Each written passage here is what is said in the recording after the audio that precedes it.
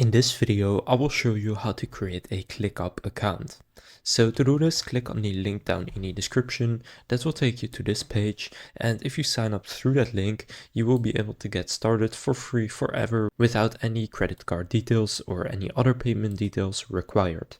So click on the link in the description, then here click on Get Started. It's free. Now for me, it will just log me into my account, so I'll just log out to show you how it actually works. So you will see something like this. So simply enter your full name, your work email, your password. Then you need to check this box, or you can choose to continue with Google.